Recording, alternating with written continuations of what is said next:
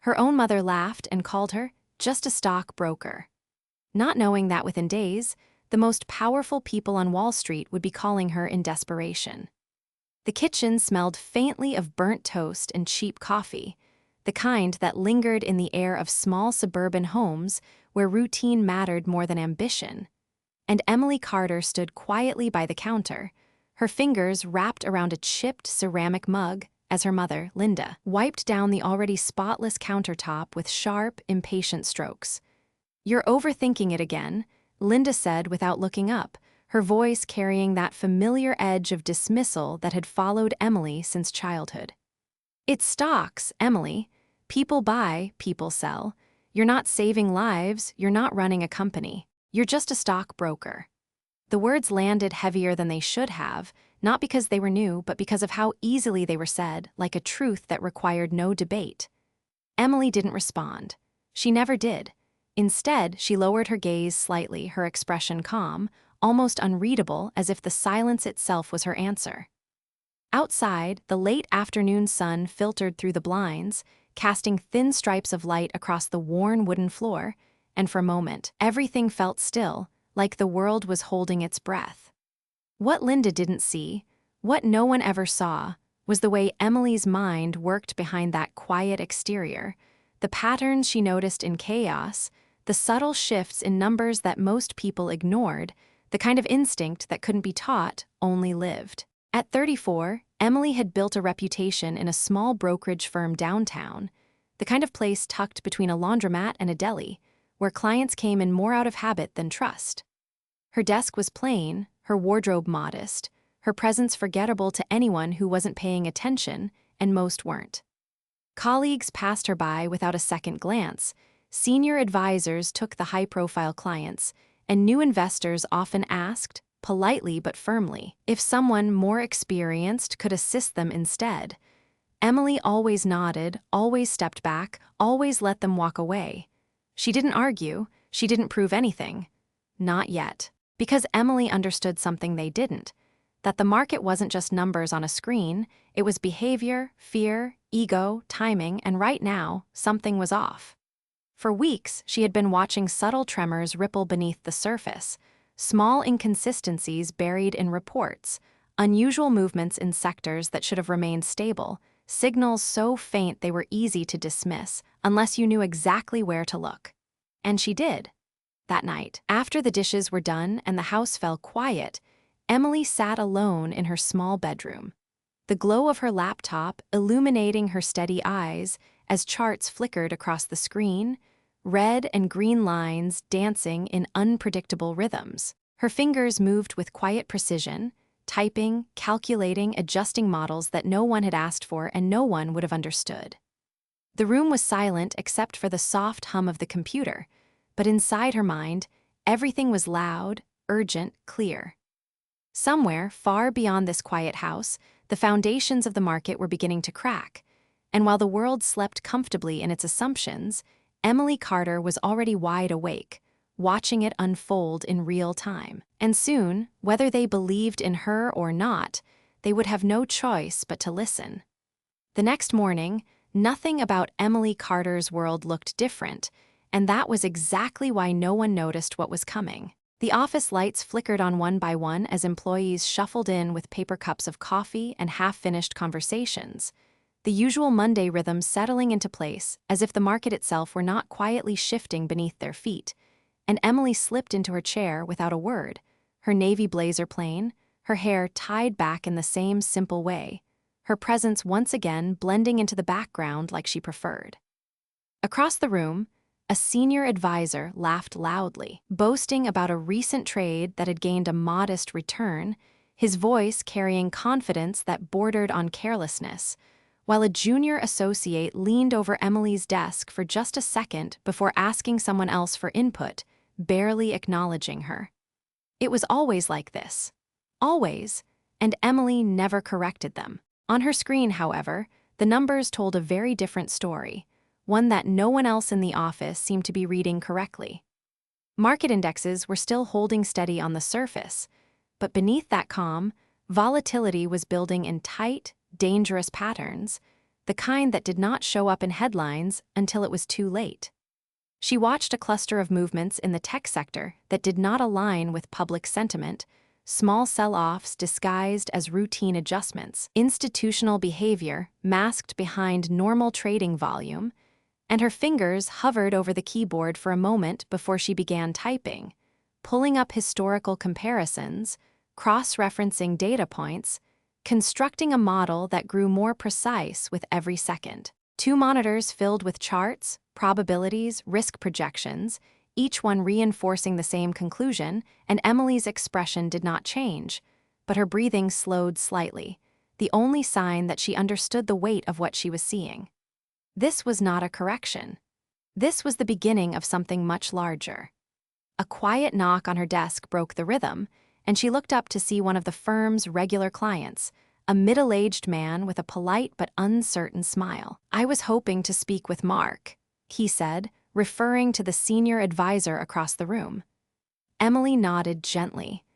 "He will be available shortly," she replied, her voice calm and even, and the man hesitated for a moment, glancing at her screen filled with complex data he did not understand. "Do you think I should be worried?" he asked, almost as an afterthought. For a brief second, Emily considered answering honestly, telling him that the market was sitting on a fault line, that timing mattered more than confidence, that waiting could cost him more than he realized, but instead she gave the same careful response she always did.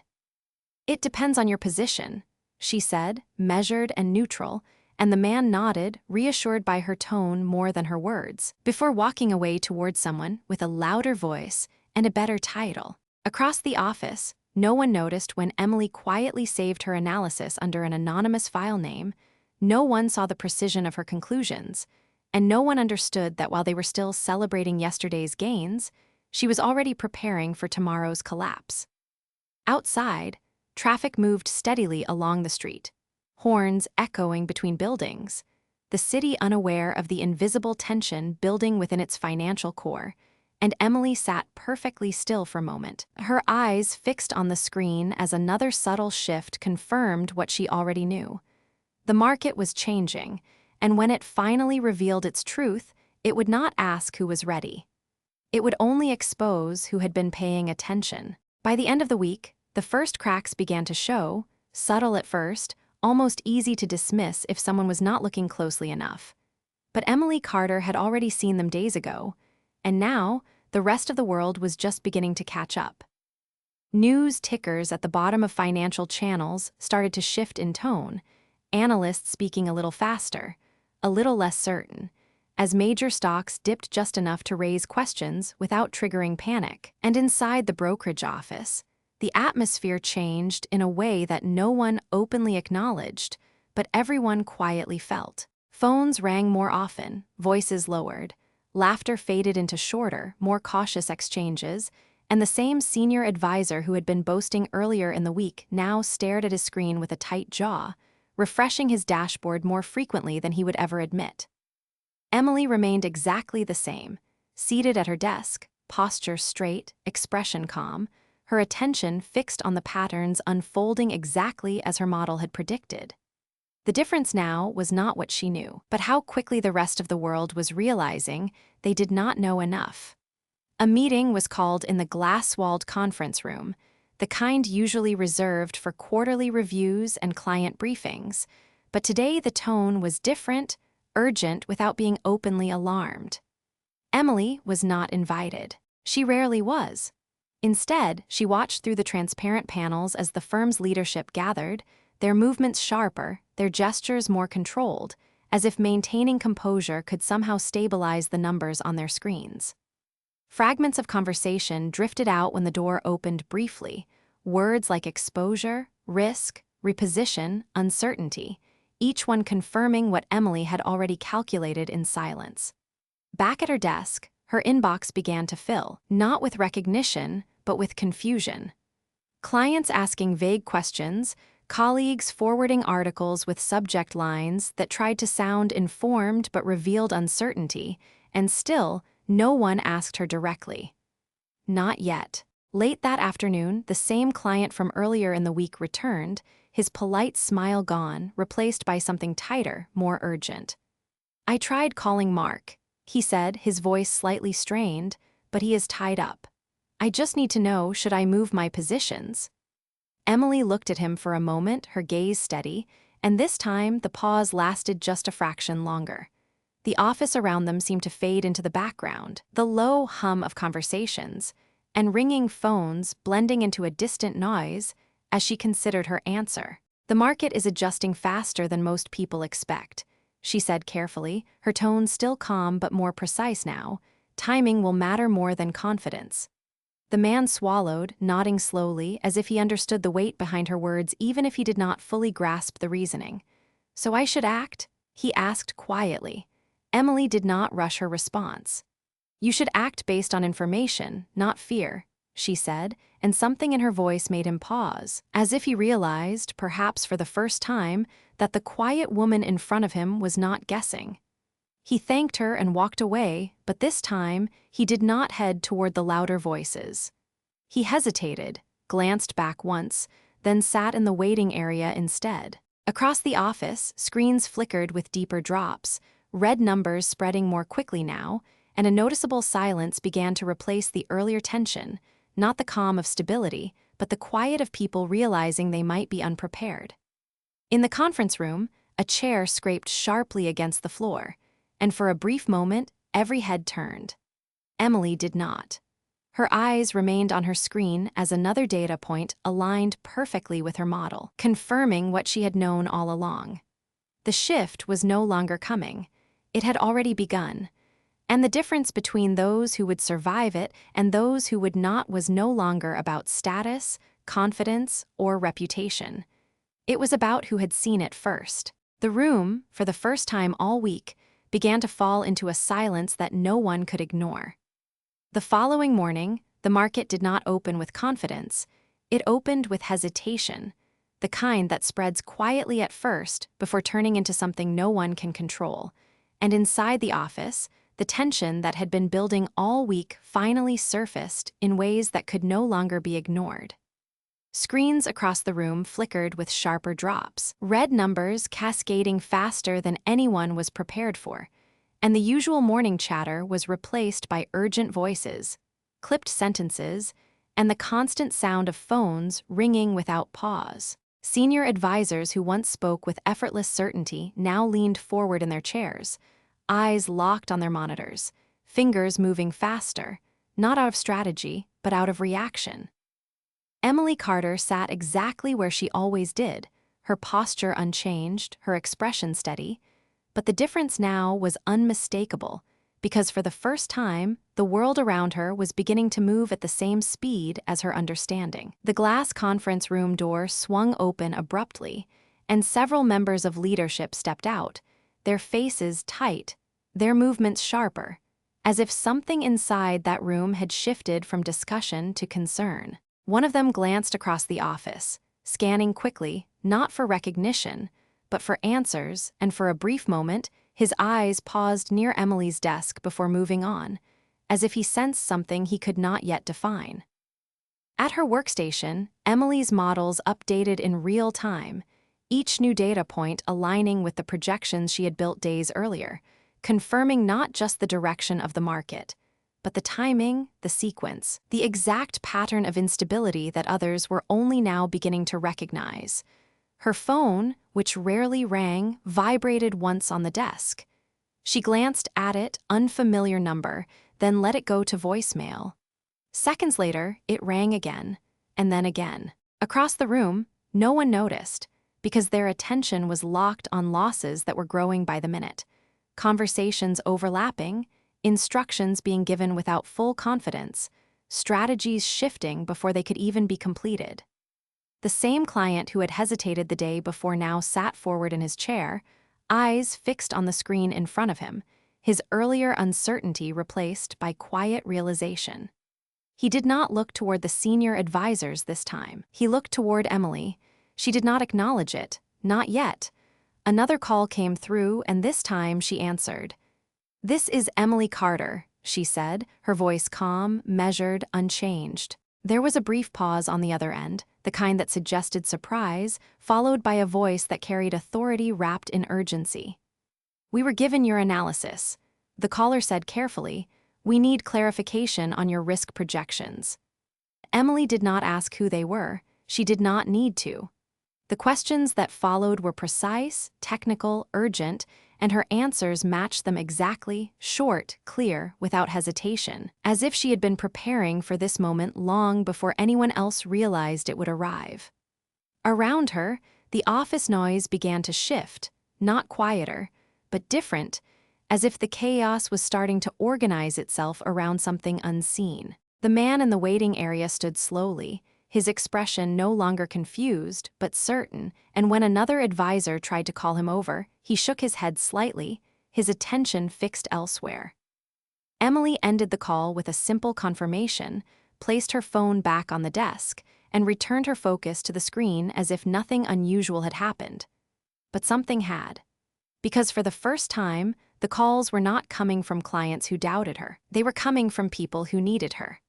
And as another unfamiliar number lit up her phone, the room, without fully understanding why, began to feel just a little more still. By midday, the shift was undeniable, no longer subtle, no longer something that could be explained away with confident language or temporary reassurance. And inside the office, the atmosphere had transformed into something sharper, more fragile, where every movement carried weight, and every decision felt like it could tip the balance in either direction. The screens that once displayed steady lines now pulsed with rapid fluctuations, red spreading across portfolios that had been considered safe just days before, and the voices that filled the room were no longer steady.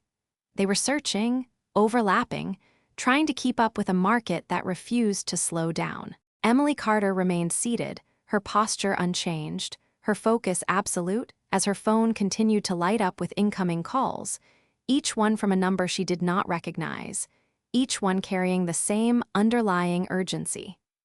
This time, when she answered, the voice on the other end did not hesitate.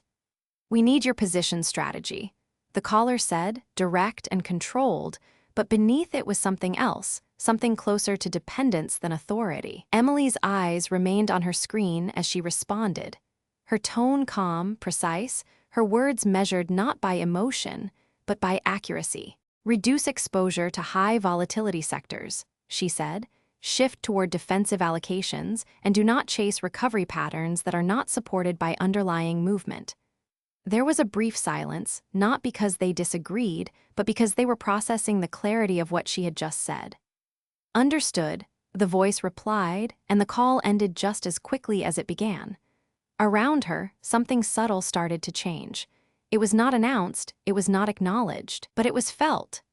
The same senior advisor who had once spoken over her now glanced in her direction more than once, his confidence no longer absolute, his certainty replaced with quiet observation. A junior associate paused near her desk, pretending to organize papers while listening just closely enough to catch fragments of her conversations, and even the manager, who rarely left the conference room during moments like this, stepped out and scanned the office again, his attention lingering slightly longer this time.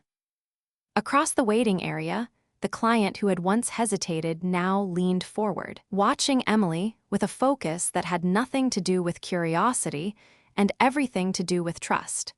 He did not need to hear every word. He only needed to see how others were beginning to respond to her. On her screen, Emily's projections continued to unfold with exact precision, each movement confirming the path she had already mapped out, each shift reinforcing the quiet certainty she had carried from the beginning. There was no hesitation in her actions, no second-guessing, only a steady progression from one decision to the next, as if she were following a path that had always been there, waiting for someone who could see it clearly enough to walk it. Another call came in, and this time the voice on the other end carried a different tone, less questioning, more direct. "We have already implemented your last recommendation," the caller said. "We need next steps." Emily did not pause. "Hold your current position," she replied. "The market will attempt to correct, but it will not stabilize yet." The silence that followed was shorter this time, replaced by immediate acknowledgement, and when the call ended, the weight of what was happening settled quietly across the room. Because this was no longer a situation where she was offering suggestions. This was a moment where others were following her lead.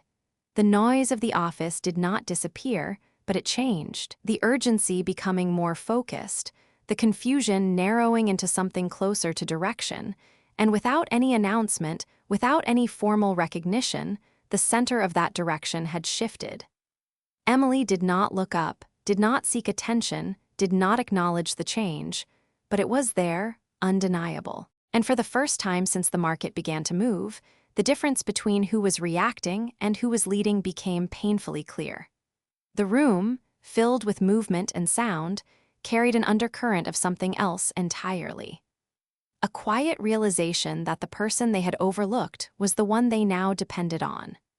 By late afternoon, the pattern was no longer just visible to Emily Carter, it was undeniable to everyone, and yet, the difference between seeing it and understanding it had never been more clear. The market attempted to stabilize, brief moments of green flickering across screens like false hope, but each recovery was weaker than the last, each rebound collapsing faster than expected. And inside the office, the earlier urgency had evolved into something more controlled, more deliberate, as if people were no longer trying to stop what was happening, but simply survive it. Emily remained exactly where she had been all day, her movements minimal, her attention unwavering, her presence quiet but no longer invisible. The shift in perception had already taken hold, subtle but irreversible, and now it showed in the way people moved around her, slower, more aware, as if stepping into a space they had previously ignored. Her phone rang again, and this time, before she could even reach for it, the manager appeared beside her desk, his posture straight, his tone carefully measured. "Emily," he said, using her name with a clarity that had never been necessary before, "we need you in the conference room." There was no hesitation in her response. She closed her laptop halfway, just enough to pause the flow of data without losing her place, and stood calmly, her expression unchanged as she followed him across the office. Conversations quieted slightly as she passed, not out of respect, not yet, but out of recognition that something had shifted, something that could no longer be ignored. Inside the glass-walled room, the atmosphere was different from earlier, less chaotic, more focused, but heavier in a way that came from understanding the stakes. Several executives were seated around the table, their attention turning toward her as she entered, and for a brief moment, no one spoke. They had all read the analysis. They had all followed the recommendations. And now, they were looking at the person behind it. Emily did not fill the silence. She simply stood there, her posture steady, her gaze level, waiting. Finally, one of them leaned forward, his voice controlled but direct. "We need to know how far this goes," he said, "and how we position ourselves ahead of it." There was no condescension in his tone, no dismissal, only necessity. Emily stepped forward slightly, her eyes moving to the large screen at the front of the room where live data streamed in real time, and without asking for permission, she reached for the control panel, pulling up her model, the same one she had built quietly over the past week, now displayed for everyone to see. The room fell into a deeper silence as the projections appeared, clear, structured, undeniable. "This is not a single event," she said, her voice calm, steady, carrying across the room without effort. "It is a sequence." She pointed to a series of cascading indicators, each one connected, each one leading to the next. "The market will attempt to recover twice," she continued, "but both will fail. The second failure will be sharper, and that is where most positions will break." No one interrupted her. No one questioned her. They simply watched, absorbing the clarity of what she was showing them, realizing in real time that what they had been reacting to was only the surface of something much deeper. One of the executives exchanged a quick glance with another, a silent acknowledgement passing between them, and then he nodded once. "And after that?" he asked quietly. Emily did not hesitate. "After that," she said, "you will have a narrow window to reposition before stabilization begins." The room remained still for a moment longer, the weight of her words settling in, not as speculation, but as direction. And in that silence, something fundamental shifted. Because this was no longer about who had the highest title, or the loudest voice, or the most experience. It was about who understood what was happening before it was too late. And in that room, surrounded by people who had once overlooked her, the answer had never been more clear. The room did not need to be told to listen. It already had. The moment Emily Carter finished speaking, the room did not erupt into questions the way it normally would instead. It settled into a silence so complete it felt intentional, as if everyone present understood that interrupting would only expose how far behind they already were. The large screen at the front of the conference room continued to stream live data, numbers shifting, indicators adjusting in real time. But now those movements were no longer chaotic. They were aligning with the structure she had just laid out, each fluctuation confirming her words with quiet precision. One of the executives leaned back slightly, his expression no longer guarded, but thoughtful, as he studied the projections again, not searching for flaws, but trying to understand the depth of what he was seeing. Another tapped a pen lightly against the table, a habit born from years of decision-making under pressure. But this time, the rhythm slowed, then stopped completely. "Implement her sequence," he said finally, his voice low but decisive, and the instruction moved through the room without resistance, without debate, as if it had already been agreed upon before it was spoken. Emily did not react. She did not acknowledge the shift in authority that had just taken place. She simply stepped back slightly, allowing them to move forward, her role never announced, yet now central to everything that followed. Within minutes, calls were placed, orders adjusted, positions restructured, and across multiple offices far beyond this one, decisions began to mirror the strategy she had outlined, spreading outward in a way that was both controlled and urgent. Back on the main floor, the atmosphere changed almost immediately, not calmer, but more focused. The confusion that had filled the room earlier narrowing into a clear direction, and for the first time since the market began to move, there was a sense that someone understood what was happening before it happened. The senior advisor who had once dismissed her now stood near the edge of the conference room, watching through the glass, his posture quieter, his usual confidence replaced with something closer to realization. He did not step inside, he did not speak, he simply watched. Inside the room, another executive turned toward Emily, his tone different now, no longer testing, no longer skeptical. "How certain are you?" he asked, the question direct, but no longer dismissive. Emily met his gaze without hesitation. "Certain enough to act before everyone else does," she replied, her voice steady, her expression unchanged. There was no arrogance in her answer, only clarity, and that difference was what made it impossible to ignore. The man nodded once, slowly, as if accepting not just her words, but what they represented. Outside, the market attempted its first recovery, a brief surge that sparked a flicker of hope across screens. But inside the conference room, no one reacted with relief because they already knew what would come next. Emily's projection had made that clear. Minutes later, the recovery faltered, then slipped, then dropped again, exactly as she had described, and the confirmation was immediate, undeniable. The room remained still, but the meaning of that stillness had changed. It was no longer uncertainty. It was recognition. Because in a world where timing meant everything, where decisions were measured in seconds and consequences in millions, the difference between reacting and leading had never been more obvious.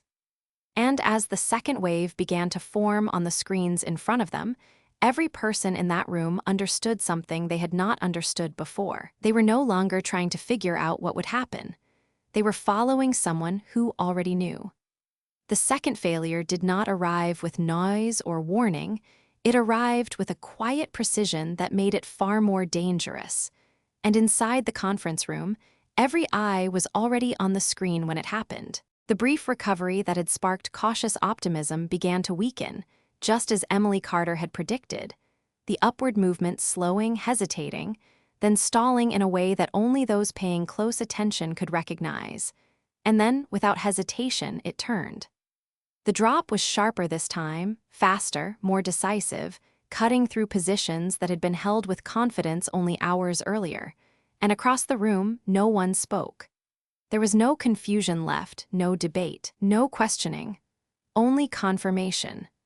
The projections on Emily's model aligned with the live data in real time, each indicator unfolding exactly as she had outlined, and the weight of that accuracy settled heavily across the table. One executive exhaled slowly, leaning back in his chair as if the realization had finally reached him in full. Another adjusted his glasses, staring at the numbers not with disbelief, but with acceptance. This was no longer a situation they were trying to understand. It was a situation they were navigating under her direction. "Execute phase 2, the same voice said quietly, and the instruction moved without hesitation, carried out not because of hierarchy, but because it had already proven itself.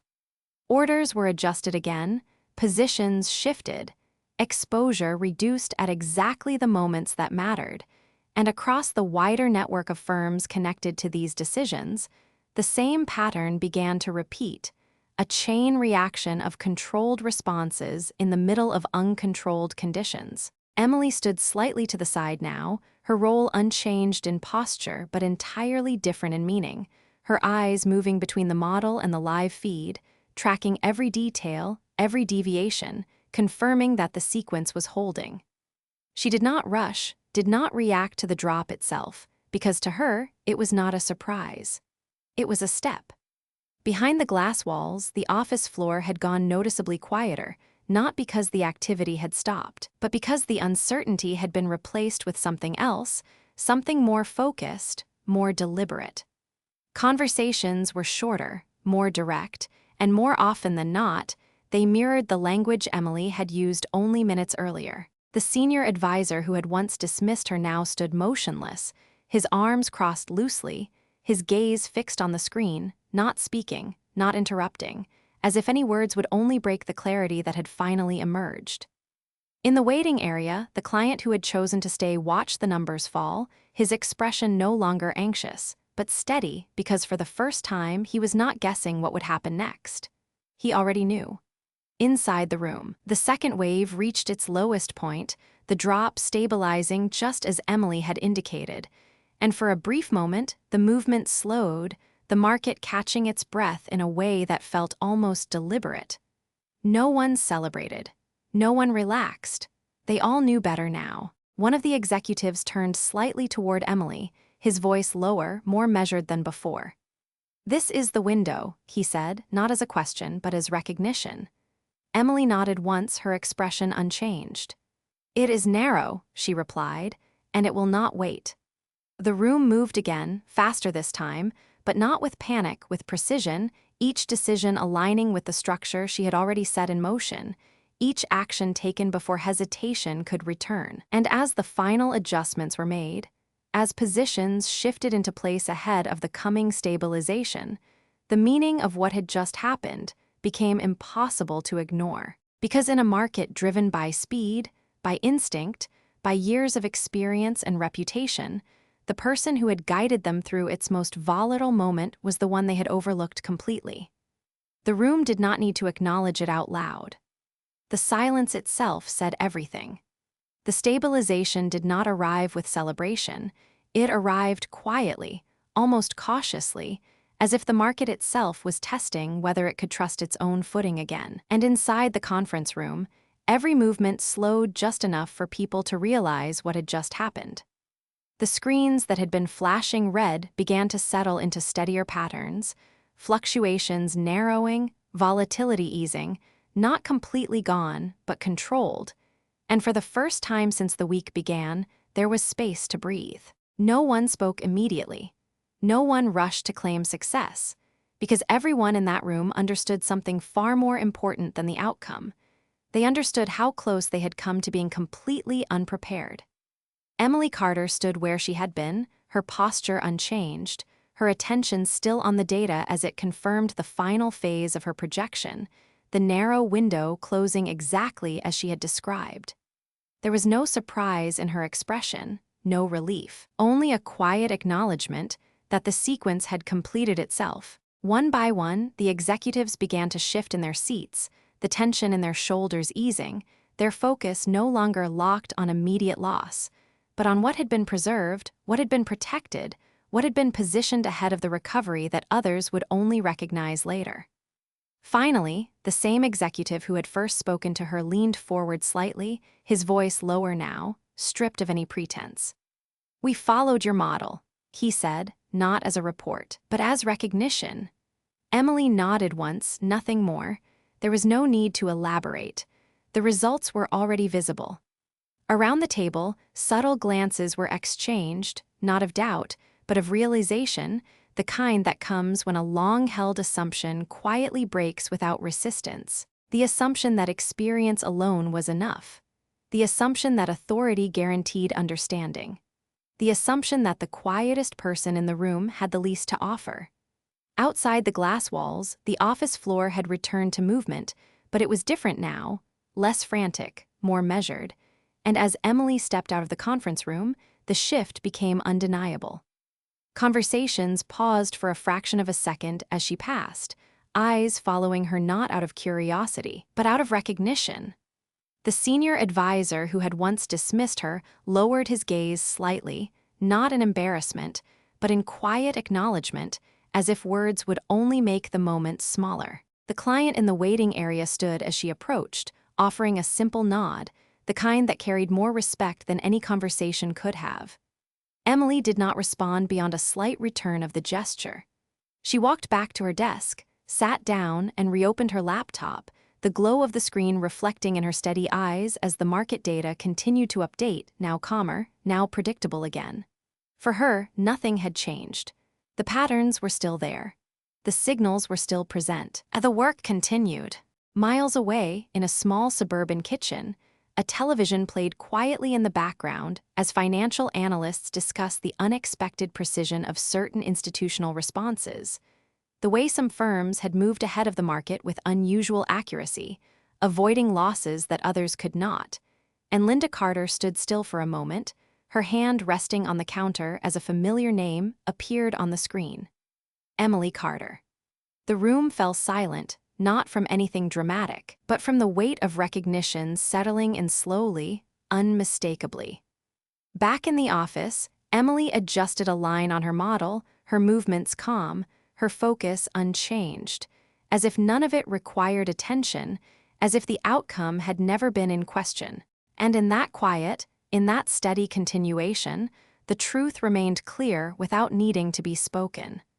The difference between being overlooked and being essential is not what people say about you. It is what happens when they finally need you.